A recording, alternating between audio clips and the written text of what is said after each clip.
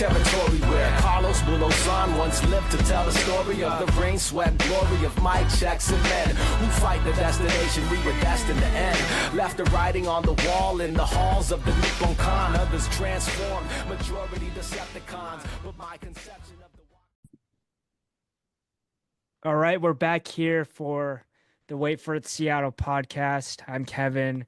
This is Daniel filling in, subbing in. He's going to become the sixth man of the year for our podcast. Snatched him up right after the basketball season ended. Daniel, how are you? I'm good, man. You got me at the right time. This is a time for me where I'm getting out of broadcasting season and just itching to get in front of a microphone any chance I get. So I'm happy to be here. Yeah, well, you're not the only broadcaster that's been on podcasts. I've listened to quite a few. Yogi Roth has a good college football podcast. He's on Substack. Tony Castricone, another broadcaster for the Huskies, he's on Substack and he has his own little podcast called Play by Play U. I listen to some of that. Both good. I recommend both of them if you don't want to hear my voice or Brian's voice or Daniel's voice. I'm a big fan of Tony Castricone, so yeah, good plug there. Yeah. Do you think he's better at basketball or football? Honestly, I haven't spent a ton of time listening to him on basketball. I listened to a lot of his football broadcasts. I did. There were a couple times where I needed to get to bed, and it was a late night West Coast tip off, so I'd turn the TV off and just listen to the broadcast. But he's real good on those football games, man. Yeah, I mean, big shoes to fill in, and I mean, he's done such a great job, right? And I've really enjoyed him.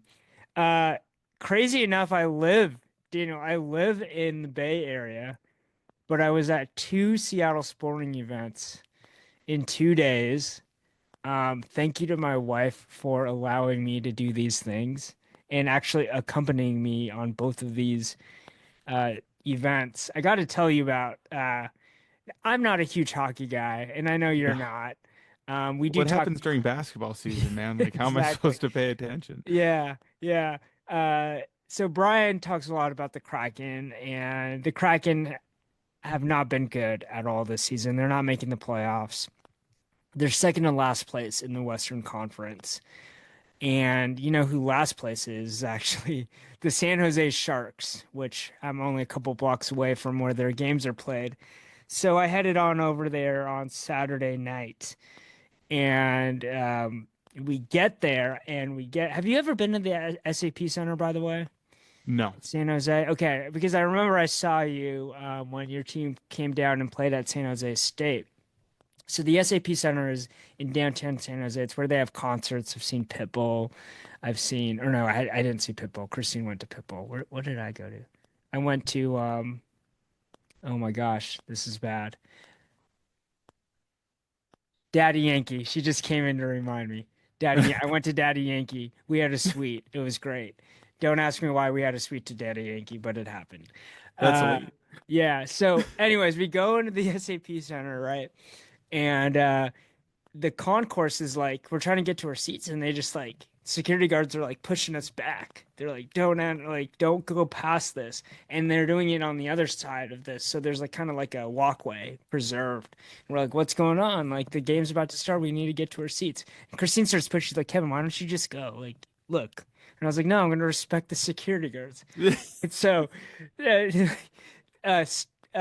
then we see little kids kind of just start to walk through. It's oh, cool. It's kind of like a Make-A-Wish thing or something like that, right? Totally off base because then I hear someone yell, "Oh, it's Steph!" And right in front of me walks Steph Curry. Literally, I've never been that close to greatness. The best shooter of all time just walked right in front of me. He was taking in the San Jose Sharks game with his daughter. And then, of course, when he finally got to our seats, Christine was kind of just scanning the crowd to see, the suites where he was. And he was right directly across from us. So, of course, we were watching his every move. He was just chilling. It was him and his daughter just taking in some hockey. But that was probably the highlight of the game for me. I mean, at the end, this is what's great about hockey. So the Kraken won 5-1, but at the end of the game, the match, they were just like throwing blows, just like pushing guys up against the glass. Like there were like there's under a minute left, and there were three hits against the glass. I don't know what the proper terminology is. And then one of the dudes then they just start fighting. There's Yeah. 30 seconds left in the game, 5-1, like the game's over, and then they just throw down. It was literally the most exciting part of the match. Um, there's 30 seconds left. Like four guys got like put in the penalty box. It was awesome. I love hockey. It was a pointless game. There was no reason for me to be there, except for some reason the greatest shooter of all time was there, and I was able to watch the Kraken win. So it was a great victory. Um, so that's story time for the Kraken. And then I literally just got back from the Giants game. Mariners Giants. Did you watch? Yeah, yeah, watch the whole thing. God. So it was great. I mean, the environment. Have you been? Okay, so then I'm going to ask you, have you been to AT&T or Oracle Park? I have, yes, I Yeah, have. I went a couple years ago. yeah, I actually think it's nicer than T-Mobile. I know that's heresy, but like it is right on the water. There's not a sight line. It's just intimate. It's just a great ballpark. I don't think. I mean, would you agree? You've been to quite a few You ballparks. know, I do think it's a very nice park, and I mean the layout of it with the water. Like when I went, we sat up high, like deep down the left field line, Hmm. so we were just staring at the water. So that was great.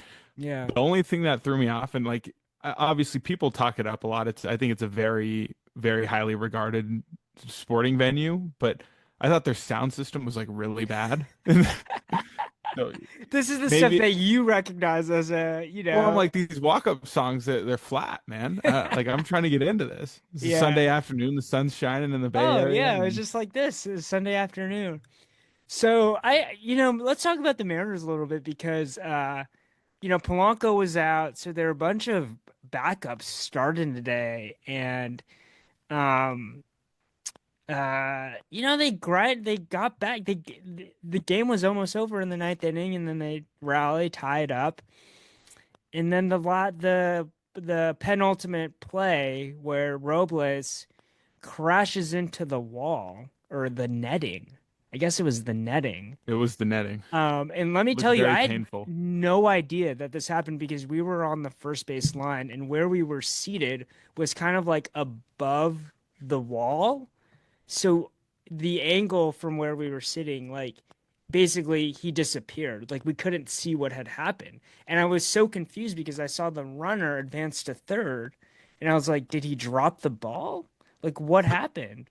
But then I pulled up Twitter and finally I started to see like the explanations of what happened. Like people were freaking out about the catch, but then like we were sitting there and then we see the trainers come in, rush in and tend to him, and then he gets carted off, and then unfortunately, I think he's going to be out for a while. I haven't seen any news since then, but I think I mean, he could barely walk.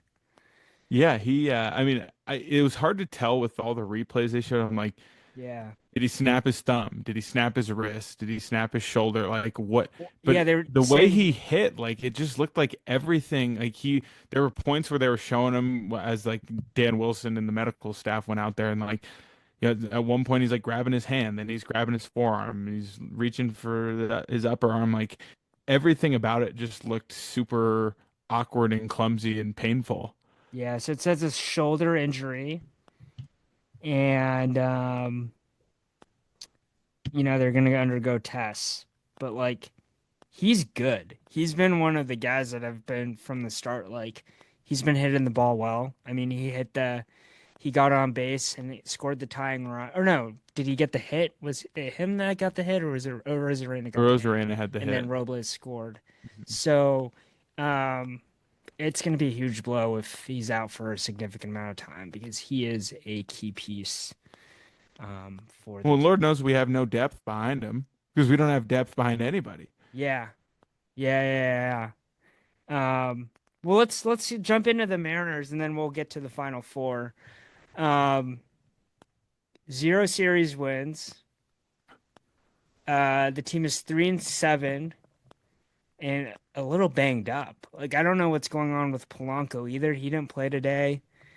What's your assessment? I mean, 10 games, that's 2 rounds through the rotation now. I just I watched them and I'm like, this is just a team that is not very good. I mean, It's early.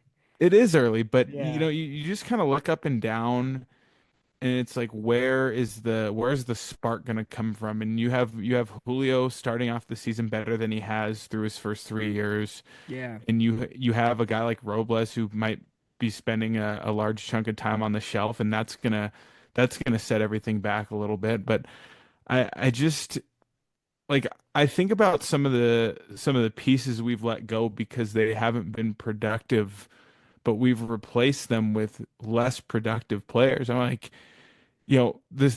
we've basically been batting a pitcher in the second baseman spot for the last couple years. I'm like, well, maybe we Mhm. should have just kept a guy like Adam Frazier. Like he that good for us? No, but he could hit above 200 pretty comfortably. And same with Ty France. He fell off from his all-star form, but at the same time, it's like, Yeah. well, if Ty France is still going to bat 250, that's probably better than what we're replacing him with. Is So it that's a killing little you? You know concerning. what's killing me is the Gino Suarez. I mean, I love him and I'm happy for him, but man, he's one I Yeah, would that's have that's another one. loved. Like we traded him, and I understood why we wanted to get off him when we did. We owed him a decent chunk of money. He was coming off of a pretty subpar year, but we got nothing in return, Yeah. and we haven't really replaced him with like an everyday third baseman. Yep. So it's just nothing about the lineup screams playoff team to me. You already have Yeah. George Kirby out, so that has us Oh, working from behind. So we finally have this big game Friday where we score a bunch of runs, but we have Luis F. Castillo pitching, not Luis Castillo. And then we spend our whole bullpen the day after a rest day because our starter only goes 3 innings and sets us up poorly for our bullpen usage over a 3-game series against a really good team. I feel like we're already behind, and we yeah. are. I mean, I think we're 5 games back in the Yeah. division already through 10 Yeah. games of the season, and we're gonna have plenty of time to make that up, obviously. But I'm not. I'm just not encouraged at the moment. Yeah. So coming up, the Mariners got a 3-game home set against their rival, the Houston Astros, and then they'll head over to and then they'll host Texas. So a 6-game homestand against division opponents. It's only April, For but sure. it would be really great to win at least one of these series. It would be really great to, go 500 here against your division and not lose any additional ground. But then after that, you're on a 3, 4, 5, 6, 7, 8, and 9-game road series, 9-game road set before you return home. So, gotta win at home and take advantage of, your pitching and being home and gaining ground on the division. So, anything else on the Mariners? I don't think so. I'm Yeah, just maybe I'm coming in with too bad of an attitude, and I need to get checked on that or something. But I don't love when we have a road trip and just get swept. Like yeah, all pretty winnable games. Like Saturday there was yeah, no life, but like the way we lost Friday and Sunday, those are ones you got to snatch on the road because it's so hard to overcome that. I mean, it's just yeah, I know it's so early, but then when we inevitably miss out on something at the end of the year by a couple games, like these are the types of games I always look back on. yeah. Oh yeah, I'll remember this one because I was there. And JJ had a good time. He was clapping for the wrong team, but he was outfitted in his Mariners gear. You get him a And Barry Bonds jersey from the I team did store? not get him a Barry Bonds jersey, but I did get a pack of tops, and we haven't opened it yet. So, uh, I can't wait for it. I don't know You if I can't bought stay the away the from the pack. cards, man. I don't I don't know if I bought the baseball cards for him or for me. It could be for both of us. You guys can share. That's okay. Good investment. Um. Well, so I went to the Kraken and I went to the Mariners game, and I didn't watch any basketball this weekend. What the hell happened in the Final Fours? Well, first of all, there was a lot of good hoops on all weekend. I mean, the women's Final Four ended up being kind of a dud, but I had 3 screens going earlier today with the Mariners on one, the Lakers and Thunder game on one TV and the women's championship game on one TV. But I mean, Friday night was for the on the women's side, like UConn ran away with it and South Carolina ran away with it, so that was pretty uneventful. But the two games on the men's side Saturday were both excellent. I mean, just you have undoubtedly the four best teams in the country all playing on the same day. Yeah. I think it was awesome. I think the Alamo Dome is like out of all the big stadiums they play the Final Four, and I think they do it the best in San Antonio. It doesn't feel quite as like spaced out and massive as some of the others they've played it in. So it definitely felt like there was a real environment in there too. And Walter Clayton from Florida is so freaking good. I think he finished Yeah. with 34 points. I mean, he just took over the game, and Auburn kind of came out flat in the second half offensively, and Florida picked up the pace on them a little bit, and that's kind of their game. And just they were able to build a little bit of a lead and sustain it down the stretch. But the Houston Duke game was insane. I don't know if you caught any highlights or anything from that one. I saw the ending of it. Yeah. Yeah. I'm kind of sick, man. I wanted Duke to win, and that there's a lot of reasons. I think I expressed enough last week how I feel about Cooper Flag, but Yeah. also Calvin Sampson is he's got some Montana roots to him. His first coaching job was at Montana Tech Yeah. and Butte, and being a graduate and former employee of Carroll College, I don't particularly love Montana Tech. Oh, So he was also a Coug too. You know, he oh yes, coached that too, 4 years for the that too. Cougs, but But he like knew this how guy, to. Yeah. he knows how to find his way to my rivals, man. Yeah. Like I'm gonna Yeah. find out that he was like a Grizz at some point as well. I don't know. Yeah. He's a great guy. He had some great press conferences where he's just very, just such a I'd say classy. Yes, And he talked about how to pronounce Gonzaga, yeah, and that he was good. talked about his appreciation for the school and everything it's, done. And uh, yeah, I mean, I just never thought of University of Houston as like a basketball school, and Yeah, I mean achieved, a sleeping giant apparently. yeah, he's achieved an enormous amount of success, and I think he's one of the best. Would you consider Florida a blue blood? No, No, even with the back to back with Billy Donovan.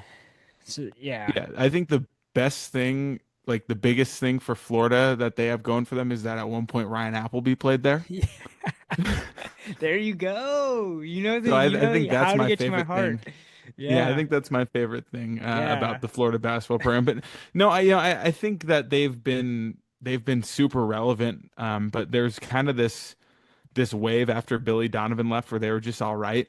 yeah, So and even before the two national championships they won, like they weren't necessarily just like knocking on the door every year. yeah, So I think that's a very good program and obviously a very good job. And Todd Golden has shown just how good of a job that can be with the amount of success he's achieved this year. But yeah, I just don't think they're not on the same level as a Duke or a UConn or Kansas. And I just think the bar for yeah, blue bloods is set at a certain height. And now a national championship win tomorrow night might swing them in the right direction towards that, but still, I just yeah. don't think they're there.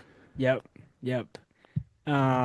And then on the women's side, tomorrow or tonight, well, we just had the result. Um, Paige Beckers, man. Do, do you think she's going to go to the do you do you think she's going to go to the draft, or do you think she's going to Yes, I come think back? she actually just confirmed that like over the Okay. last like week or so. Okay.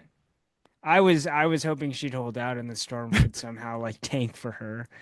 Okay. Well, that will be interesting. Well, it'd also be interesting if she wants to actually be picked by the number one pick. So I don't know if you've kind of got around the speculation, but the Storm, when they traded Jewel Lloyd, obtained the second pick, and the ESPN article, I think Shams wrote it, included this tidbit about how Paige Beckers may not want to um, come out of the come out of college, which was implying like maybe she doesn't want to play for Houston.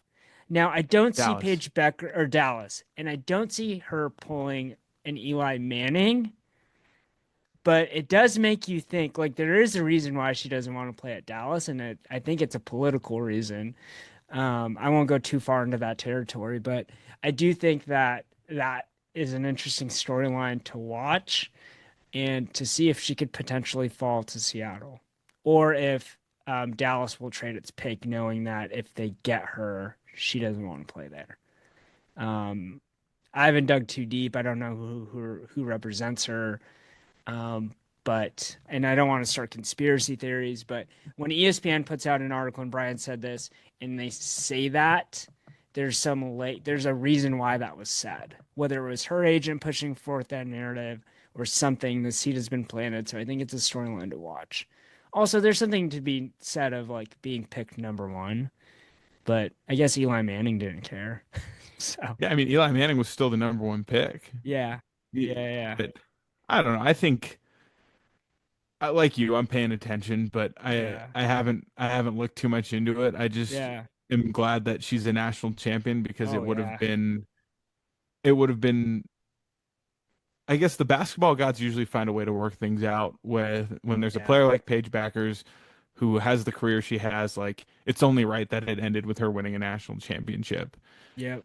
Of course, we're also on the heels of Caitlin Clark going through like the greatest career ever as a college player and not winning a national championship. So maybe I don't Yeah, know what I'm talking about, but yeah, it was only a matter of time before UConn got back to the mountaintop. And I know last week I said South Carolina was inevitable, and I was wrong, so I'll wear that. yeah. Well, yeah, and I think he's like the one of the best coaches like of all time. Um, Mr. Gino, like amazing. So hats off to UConn. You have a prediction for tomorrow night for the men's for Monday night?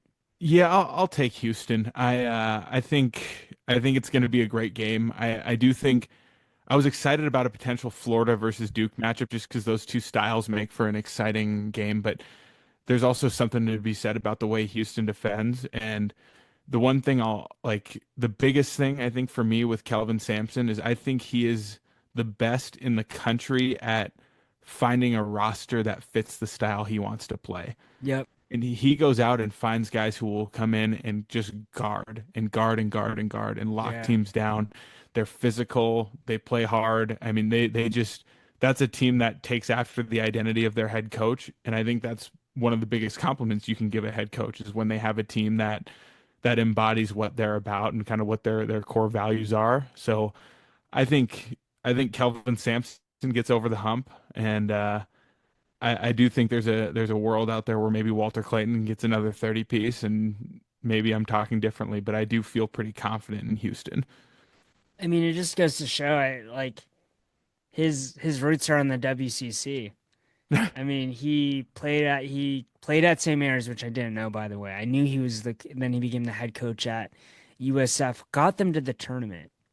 And then of course when that happens, when you strike gold like that, then the coach immediately leaves and you're kind of just stuck. So I just think of from my perspective like the LMU thing, like it, you get a young coach, you get hot, and then that coach will probably leave. Or you get really lucky and you get something like Mark Few and your coach stays there forever.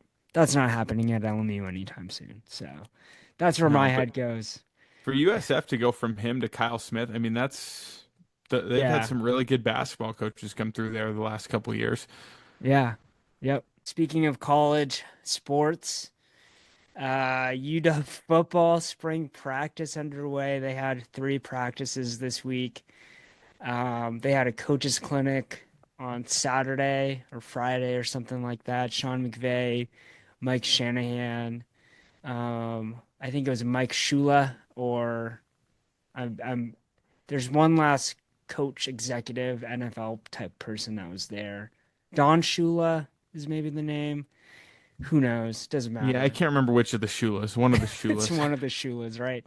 So, I've been following. I obviously I'm knee deep into it, and um, I see what comes across the news feed. Did anything stand out to you out of the news or clips or anything that have been circulating?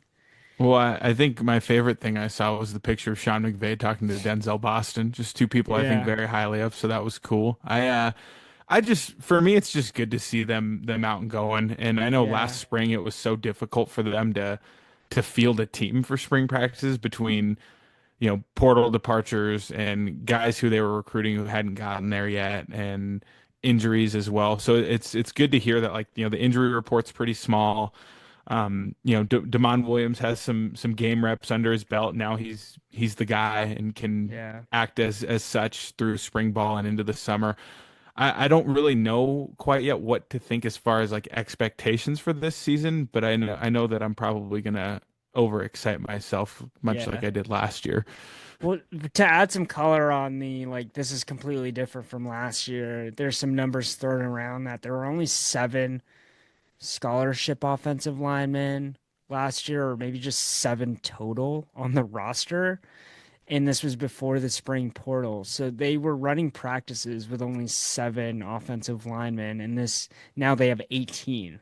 So that means you could have, and I've been a coach, so I know the value in having enough numbers, right? Like when you have enough players, you can run drills at the same time, right? You don't have to, you know, bank on all, depending on just one set of offensive linemen. So then another entire set of offensive players are getting reps, right? And you're taking advantage of that time. So I do think that it's very important. Also big for the recruiting as well. So a lot of recruits were visiting UW. All the practices are open to the public. So if you go to gohuskies.com, you can go see the practice schedule, find a time. I think it's Monday, Wednesdays, and Saturdays, or Tuesdays, Thursdays, and Saturday. I think it's Tuesday, Thursday, Saturday. And you can go watch UW football if you're into it. And they'll go through the end of the rest of April. Then they'll have their spring game, Dogs After Dark, on May 2nd. Um, it's just cool that we both love UW football, so it'll be very cool to see the storylines that come out. And did you see Jonah Coleman, the before and after, by the way? Yeah, Uh, that man's been working. yeah, like I tip my that. cap. Yeah, dude, the dude. I mean, already scared of him, like running full speed at me. But now him running full speed at me with the kind of work he put into the off season, incredible, incredible. Yeah, I'm very glad that he decided to come back. I think Yeah, that's just it's nice to have a centerpiece, like cornerstone type of guy on the offense who has a year under his belt with us, but also 2 years with, Jed Fish as his coach and in that offense. But I'm sure his life's going to be a lot easier this year. You have a guy like Adam Muhammad who's got a year now down and can yeah, kind of continue to take more of that load. And then you have whatever revolution with this offense that happens with Damon Williams as the quarterback as opposed to Will Rogers. I can only imagine that's going to make things better for the skill guys. And yeah, Denzel Boston's the other one I'm excited about. But obviously, all the questions are going to be around the offensive line until we start playing games, and hopefully, all those questions will be answered in a manner that is positive. But I yeah. just it's just good to be trending in the right direction. I'm probably a little too into it. I'm going into the podcast feed of the Go Huskies podcast and listening to Coach Fish's press conferences Oh, and I stuff and do the hearing what he same has to thing. say. Yeah, Like yeah, I do I the same just thing. you know what? It's just something that gets me going. Yeah, no, no, I agree. Um, uh, right next to UW football, you have Alaska Airlines Arena, and Danny Sprinkle and his staff have been very busy trying to fill out a roster. I mean, they basically lost everyone. I think we can say they lost everyone. They kept Zoom Diallo and they kept Frank Capdong, who well, looks like he has another year of eligibility. And then there's been a couple transfers in announced. We had God, who came in? Let's summarize who came in the past week because there's been some news. Yes. So where'd it go? Here we go. Well, Somerville, the guy from Rutgers, the post player, he was the first Yeah. one. Yep.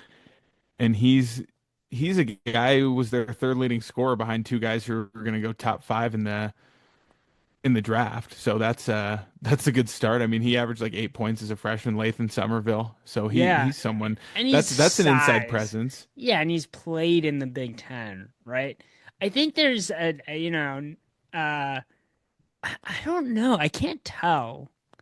Like, I think still, I, I don't want to say that the focus was just to get guys with, power four experience because that really hasn't shown.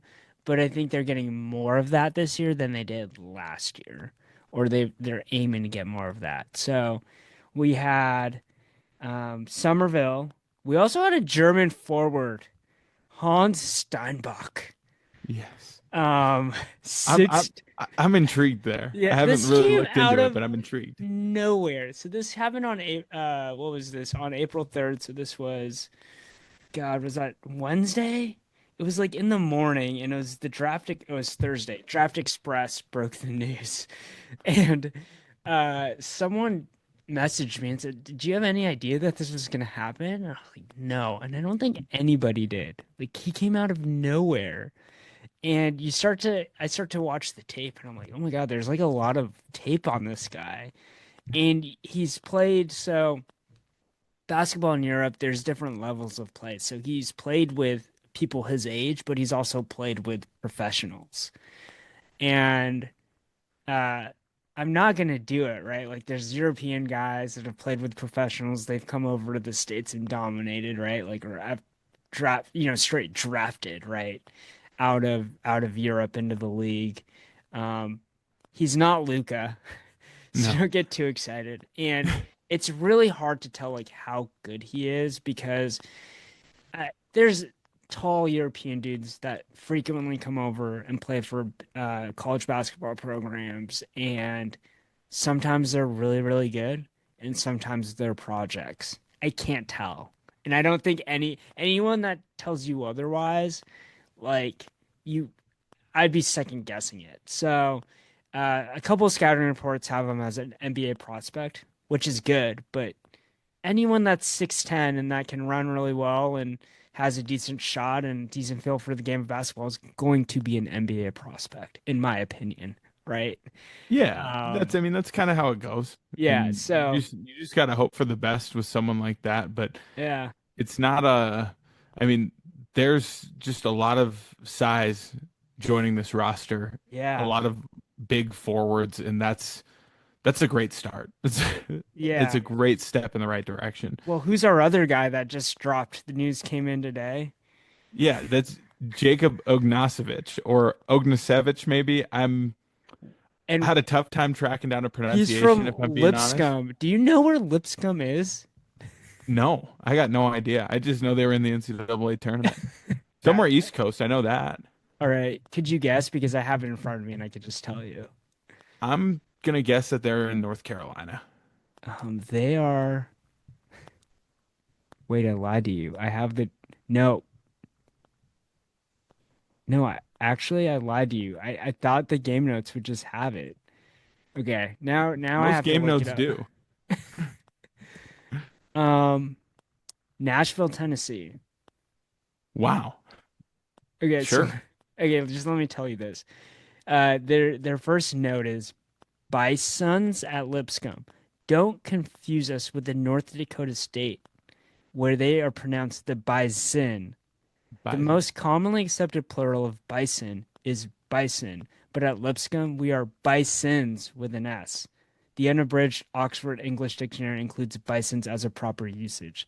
So Daniel, when you are broadcasting a Lipscomb game, you better get this right. I'll tell you what, man. I did work as an SID, and I never thought to get that in depth on a game note packet over the It is the first proper, thing. yeah, the proper verbiage. I just, First of all, who's confusing Lipscomb with North Dakota State? not me.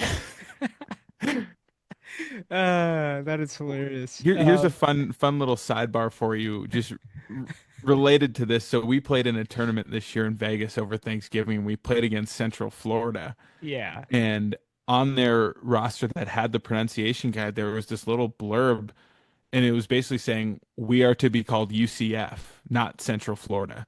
Like call us UCF. I was Yeah. like, Oh, that's weird. But yeah. I guess that's kind of like USC's probably the same way. Like, don't call us Southern Cal, Well, call us USC. well, that's a huge deal too because there's University of South Carolina. Yeah. So LMU gets really, kind of stingy about this too. Don't call us Loyola because there's tons of Loyolas. We are LMU. Don't call us Marymount because there's a Marymount College. We're not that. We're LMU. But hey, if we're at that point and where people are talking about LMU, call us whatever you want, right? Yeah. Call us Loyola, call us Marymount. If that's the issue, right? That's great.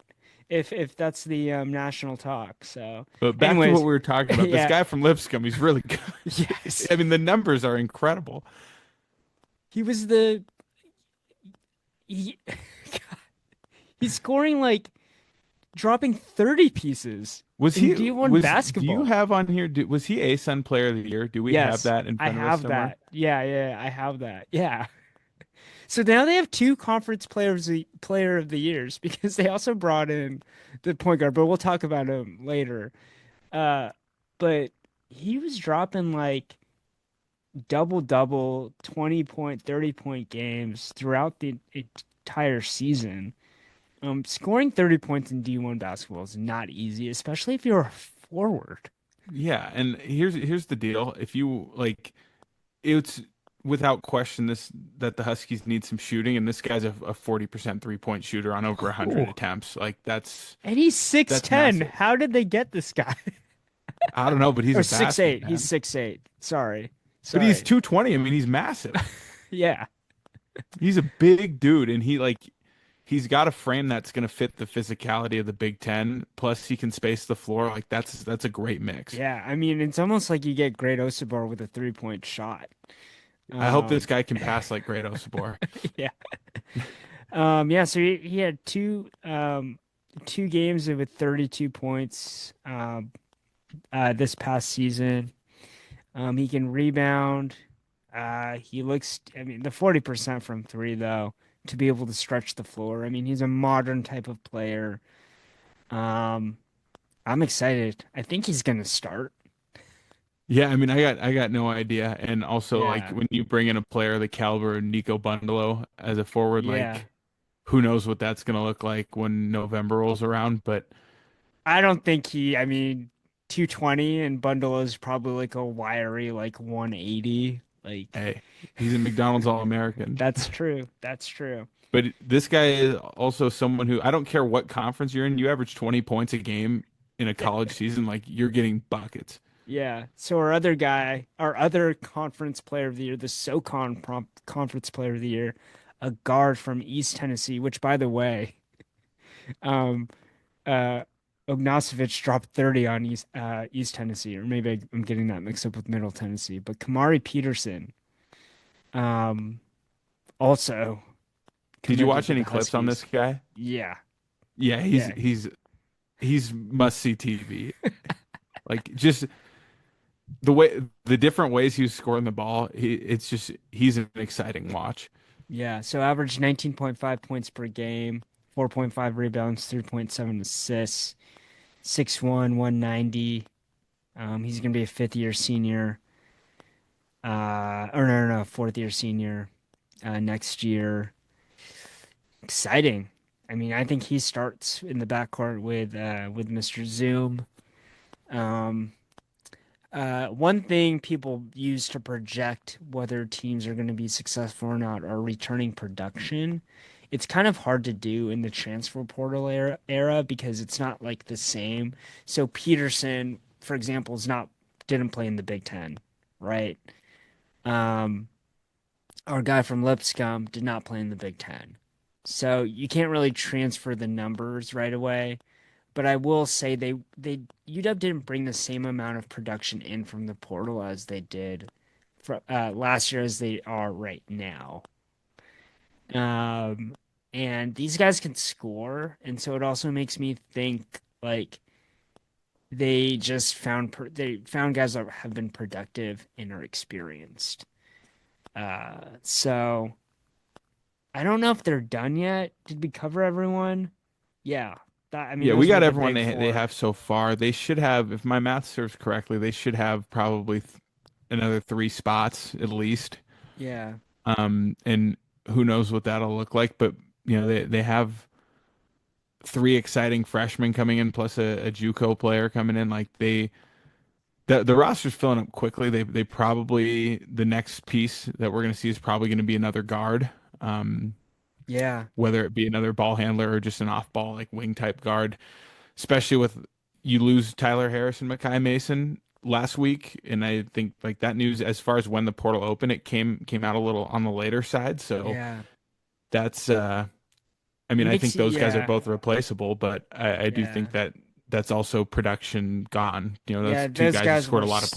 solid. Yeah, and I've been pretty vocal about how I thought Tyler Harris had a lot of potential, and then Mason actually just started being one of the best, probably their best player, in the final stretch. One last thing that I would add is keep your eye on Wesley Yates. He entered the portal with a do not contact tag, um, and he was just at UW, so we'll see. I mean, he's like the exact thing they need. Yeah. Like he would fit like a glove back on this team. So Yeah. I mean, I don't know if I'd say I'm expecting that like at all, Yeah. Yeah. Yeah. but that would be pretty cool. I mean, I'm pretty tuned in with UW football recruiting, basketball. I will be completely truthful with you. I mean, how can anyone know that they're going to bring in, the SoCon player of the year? They're going to bring in this guy from Germany. Like, there's just no, they are operating really well. And I had a feeling that there was going to be a lot of movement because how this works in the NIL era is that the few guys that kind of move first are going to kind of quote set the market. And so then we saw an avalanche happen after that. So really interesting to see how they fill out this roster. And Coach Sprinkle um, is doing a great job. It looks like this has been a good successful portal season so far. So UW basketball will be the team will be completely different. It's crazy. Yeah, get ready to learn some new names, and Yeah, we'll learn I how can to tell you, pronounce them too.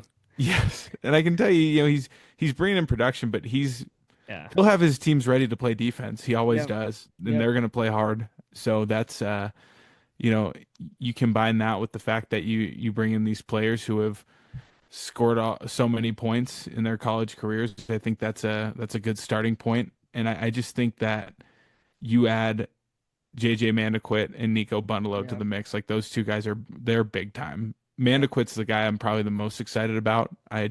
He's a high level guard, and Sprinkles had his best years when he's had great point guards, and that goes back to when he was at Montana State Yep. with Yep. Xavier Bishop and Darius Brown, two names a lot of people listening to this have probably never heard of. But if you look them up and do your homework, like there's some Yeah. truth to that. So I Yeah. love that he's got a point guard coming out of the portal that's a league MVP, and he's got a point guard coming in as a true freshman who's a big time prospect. I mean that's a great starting point because I mean to me Zoom's probably more of an off ball guy Yeah. based on what I watched from him, and he'll be able to excel and score more in a role like that. But I guess we'll find out.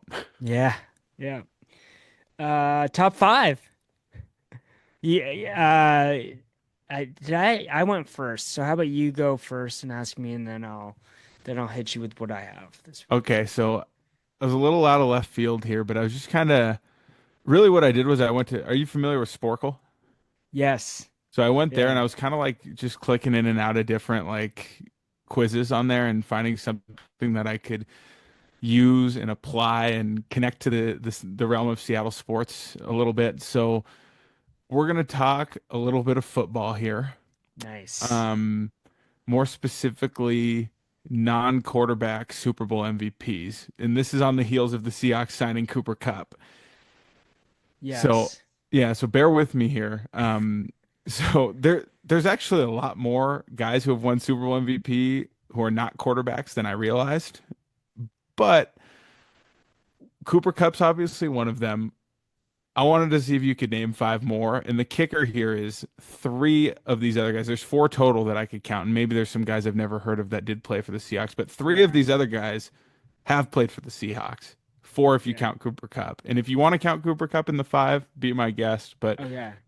these are non-quarterback Super Bowl MVPs, and three of them have played for the Seahawks. Okay. Two of those three were not on the Seahawks when they won Super Bowl MVP, though. Got it. Three of them Okay. if you count Cooper Cup. Okay. So Cooper Cup, Malcolm Smith, hmm right? I can give you Super Bowl numbers. Jerome But that doesn't help. Bettis. Jerome Bettis did not win Super Bowl MVP, but his teammate did that same year against the Seahawks. And it wasn't Roethlisberger. It was not. It was Hines Ward. Yep, there you go. Okay, so that's two. Not counting Cooper Cup. Okay. So it's kind of easy because you just wipe out the Patriots, you wipe out the Chiefs because it's always been Mahomes. It's always been. But you don't wipe out the Patriots.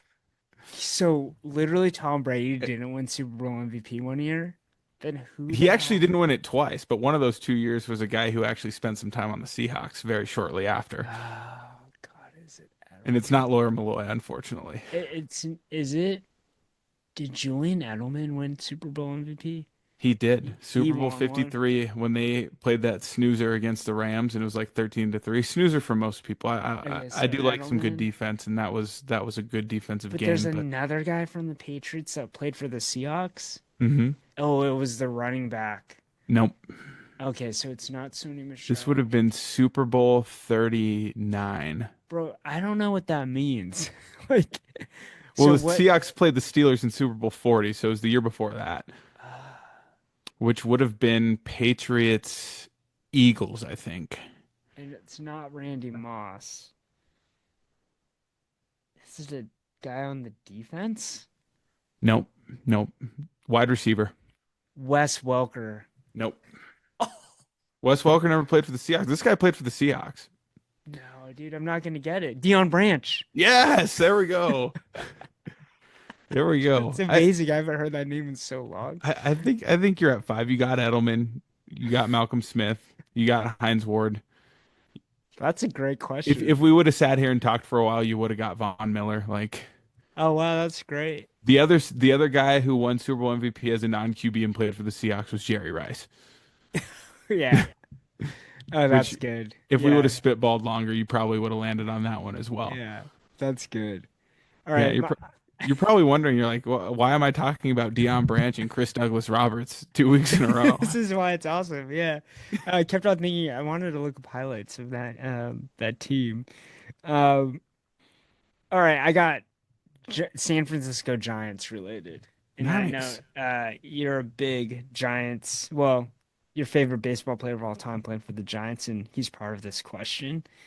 Top 5 home run leaders, and I can give you hints once you run out of steam. So they had to hit their home runs for the Giants. So it's their Okay. team leaderboard, top 5 all time. Can you do Okay, it? so obviously Barry Lamar Bonds. Yeah. But here's what's interesting. He's not number one. He's not number 1. He's number Played 2. a lot of years in Pittsburgh. That makes sense. Yeah. So he had 586 in two, which means he had 7. That guy's wild. How many years did he play in San Francisco? Like 12? Yeah. Yeah. And he hit 586 home runs in that time. It's a lot. Yeah. Yeah. pretty So good. yeah, he's not there. He's the all-time home run leader in MLB history, but he's not the all-time leader for the Giants, which I find So, very interesting. Feels like Willie Mays is number one. That's probably. Yes, 646 home runs. He's Did you number say where 1. Barry is on the list? Is he second or third? He's number 2. Gotcha. So you have Okay. 3 more. Hold on, let me go without hints first. Okay. See if I can pull this off. Next guess would be Willie McCovey. Yes, he's number 4 with Okay. 469. All right. I'm pretty sure Willie McCovey's part of the 500 club. We're up in the 400s still at number 4, which tells me that a guy like Buster Posey's probably not high enough on this list. No, he's not. He's Um, not even in the top 10. could you, before we get into real hints, could you give me like a decade? This guy that's number 3 he was born in 1909. He was Oh in boy. he's in the Hall of Fame. He's an 11-time All-Star, and he's part of the 500 club. I don't think you're gonna get him, especially because he was not an MLB Showdown card. So 1909. He didn't even have the Cooperstown collection cards. no, dude. That's brutal. Yeah, you're not gonna get That was this. going to be my next question after the decades is do they have MLB Showdown cards? No. His last game was in the 1947 season, and he was 38 years old. He played 22 years, collective 111 WAR. His name is Mel Ott. Oh, There's no way. I know the name. I didn't know he played for the Yeah. Giants. Yeah. So Mel Ott So is he's third. number 3. Number McCovey's 5, I 4. think you can get. Number 5, I think you can get. Did number 5 have a Showdown card? I think yes, he did. And it Okay. was for the Giants. For the Giants. Let me see here. Decade? He played in the 2000s and Oh. probably the 90s. So early 2000s and 90s. Is it Jeff Kent? Jeff Kent is number 10 all time with He 175 home He runs. played on some different teams, so that Yeah. tracks. So this guy also played on the Diamondbacks, I think. Diamondbacks, 90s, 2000s. Is he a corner infielder by chance? Yes, he's a corner infielder. It's Matt Williams. Yes, it's Matt Williams. There you go. He played. He was a 4-time All-Star for the Giants. Played there from the age of 21, from the 1987 to 1996. And then went to Arizona. Then went to Arizona.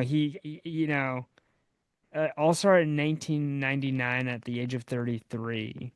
And so he actually won. He's part of those World Series teams with Randy Johnson, I think, because he played up till 2003. So he had several showdown cards. Who can I try and get number 6 since number 3 was someone from like pre-World War II? Yeah, this guy's a legend. He spoke Spanish. Same Yeah. era? He's from Puerto Rico. No, he's like a Hall of Fame legend type.